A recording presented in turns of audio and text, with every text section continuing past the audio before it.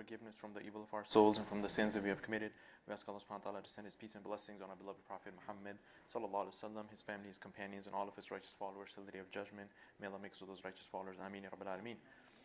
Alhamdulillah, today we were talking about the concept of ghafla. As we know, in every khutbah, we mention Ya ayyuhalladhina amanu taqullaha haqqa tuqatih wa la tamutunna illa wa antum muslimun, where we are expected to fulfill the rights towards Allah subhanahu wa ta'ala, to obey Him and submit fully to Him, and to have taqwa and consciousness of Allah subhanahu wa ta'ala. And that is something we try to attain throughout the month of Ramadan.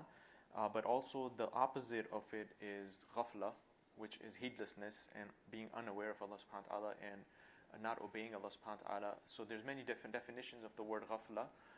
And it's important to understand that from the Quranic perspective, because just like taqwa is focused upon in the Quran, we also get a lot of insight about this word ghafla, and it's one of the major tricks of the shaitan. That is why it's even more important for us to understand how ghafla can take place, what are the different forms of it, what are the cures. So we won't go through all of that, but a couple of things that can get a conversation started is ghafla starts off as every one of us will have a state of ghafla, right? So it's not that a believer can never be heedless, because as soon as we walk out of the masjid, there's going to be things that we'll see and other things that come up that our iman starts to drop, and sometimes we would not be at the best version of ourselves.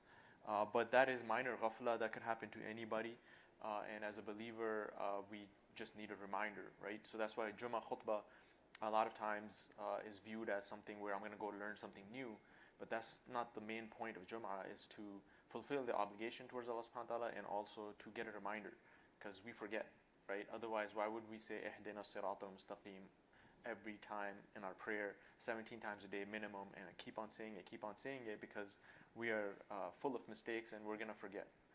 So first, Allah subhanahu wa ta'ala mentioned this ayah, أعوذ بالله من الشيطان الرجيم اقترب للناس حسابهم وهم في غفلة معرضون, that the time for accounting, i.e. the day of judgment, will come upon many of the people while they will be in the state of ghafla.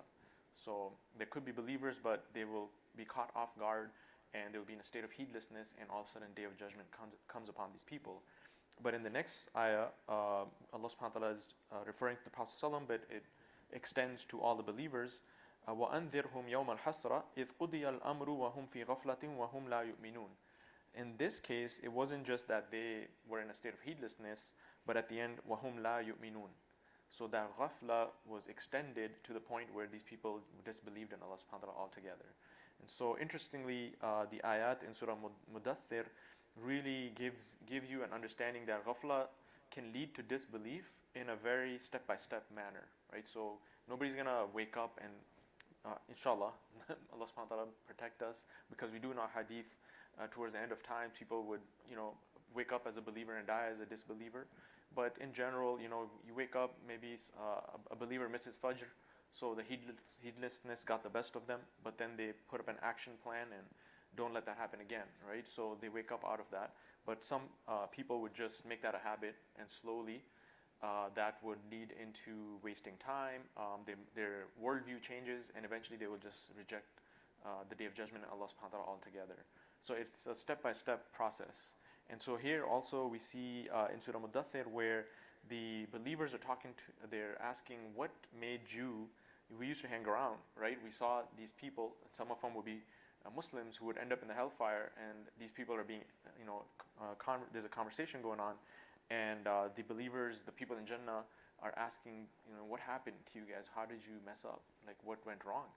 Anil mujrimeen, and about the criminals, ma salakakum fi saqar, and asking them, what put you in this severe punishment?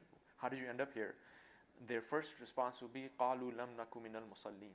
We did not associate with people who used to pray. They didn't say we did not pray, but they didn't want to be even around the people who pray to Allah subhanahu wa ta'ala, right? So they didn't want nothing to do with people who were praying or going to the masjid. They wanted to just, do their own thing. Maybe they were praying, but they didn't want to, take it to the level of fulfilling their full obedience to Allah subhanahu wa ta'ala, maybe occasional prayer here and there. So they took it very lightly. And after that, so that's step one, right? And then after that, وَلَمْ نَكُ نُطْعِمُ الْمِسْكِينَ.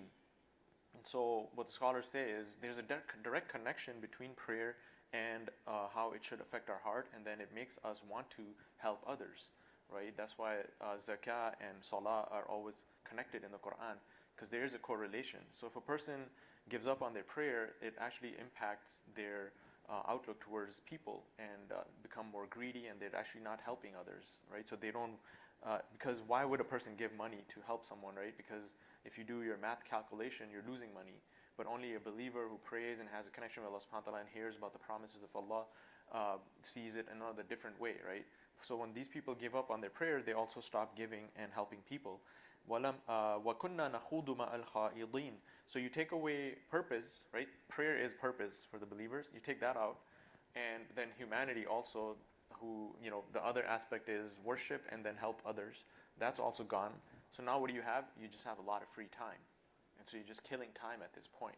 And so that's what they say next is, and we used to enter into vain discourse with those who engaged in it. We were just chilling, wasting time. We had nothing better to do, right?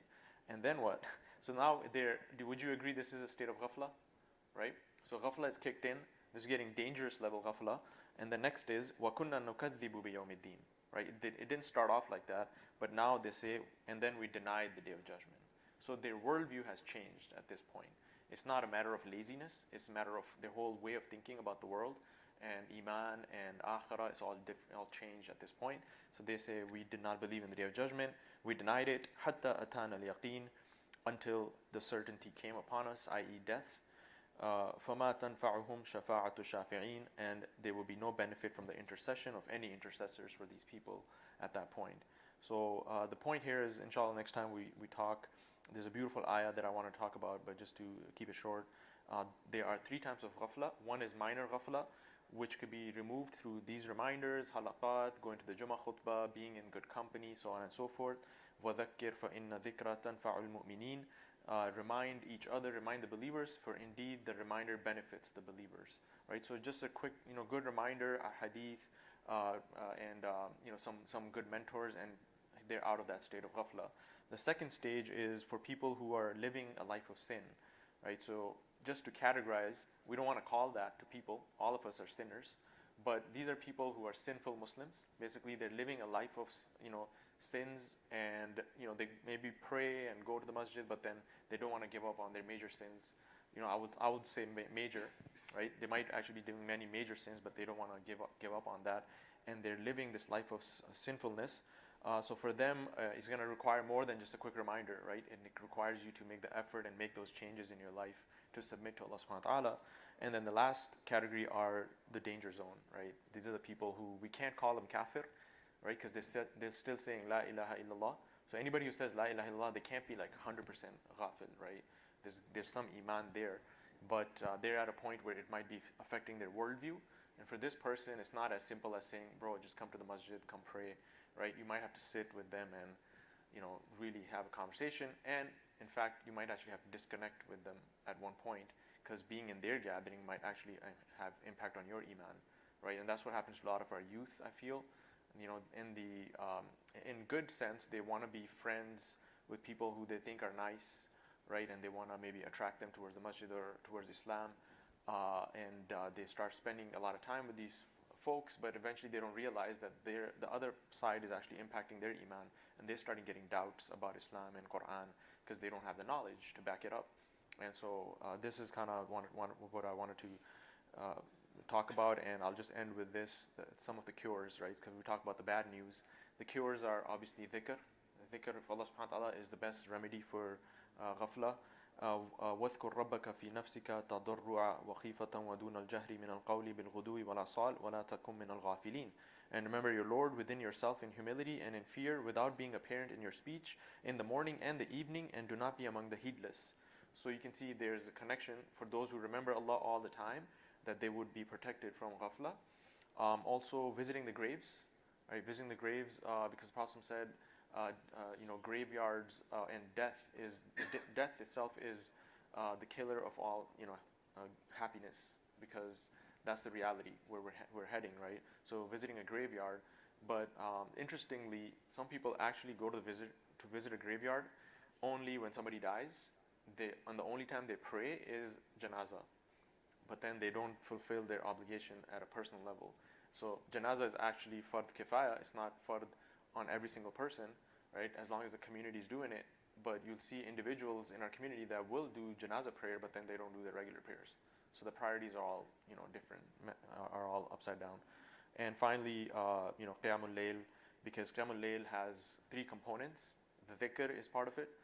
Sincerity, right? You're not going to wake up 20, 30 minutes before Fajr and be doing it to show off in front of people, unless you take selfies and post it on Facebook. Then forget that at that point. But overall, you have sincerity, ikhlas, nobody's watching. The dhikr component is there. It also requires certain self-control, which means you're going to have to go to sleep on time, cut on your bad habits. And, so there's self-control, which is very important, remedy against ghafla. And there's also Quran, right? So one of the hadith, and we'll end with this 100%, the Prophet said, whoever stands with 10 verses of the Quran will not be from among the ghafilun. So the scholar said, that doesn't mean you have to wake up hours and hours, right? That's literally 10 minutes. 10 minutes, how long would it take to recite 10 ayat and really, enjoy that experience before Fajr, for example, hits? So this is a great way to remove ghafla from our hearts. May Allah subhanahu wa ta'ala make us those who are from the people of taqwa and remove ghafla from our hearts. Subhana rabbika rabbil izzati amma yasifun wa salamun ala al-mursaleen walhamdulillahi rabbil alameen. Jazakallah khair. Assalamu alaikum. Classify the ghafla into primary ghafla and continuous ghafla? Yes. Yeah.